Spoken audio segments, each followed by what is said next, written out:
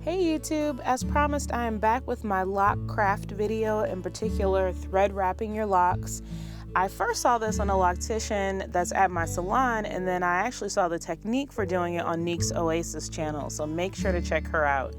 Starting off, I'm using embroidery floss, in particular variegated floss, which kind of gives that ombre color effect to your thread or floss. And here I'm picking out the 3 locks that I'm going to try 3 different techniques with.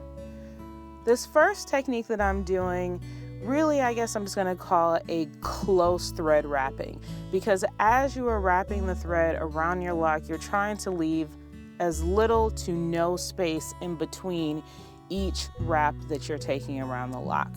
I tried to be good about keeping it really close. I by no means am perfect while I'm doing it, but hey, I like the way that it turned out. You kind of got to be patient with this. I measured my lock that I wrapped. This one is 9.5 inches long, and it took me about 20 minutes or so to wrap the lock. Here I am with magic. I'm at the end of the lock. You tie it off with a knot, and then you'll just cut off the excess thread that remains.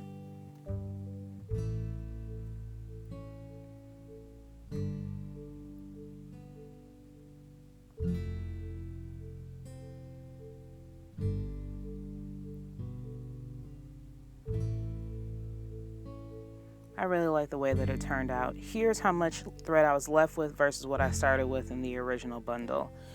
All right, next kind of thread wrapping technique is the crisscross technique. So I start off with a knot at the base, or just a little bit away from the base of my lock. I take one thread and I wrap it around the lock in kind of a candy cane fashion going down.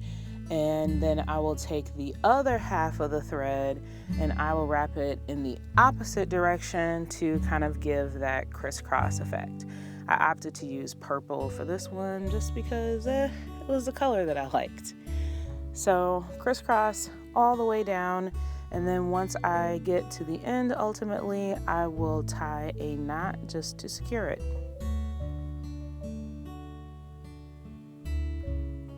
Cut off the excess, and voila, second technique done. Now the third technique is kind of a combination of 1 and 2.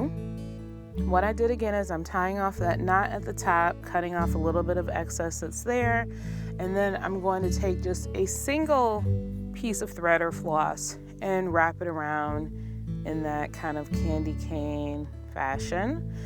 And then I thought, it'd be cool to kind of switch it up on this one lock and have the singular wrap that's going down and then the close thread wrapping in the middle of the lock. And so here you can see I did the close thread wrapping, and then I went back to the loose candy cane kind of type again. And this is the finished product. I think it looks really cute. Just a fun way to add like a little pop of color to your locks without the commitment of true hair color. You can switch it up and you can have any other thread color that you want.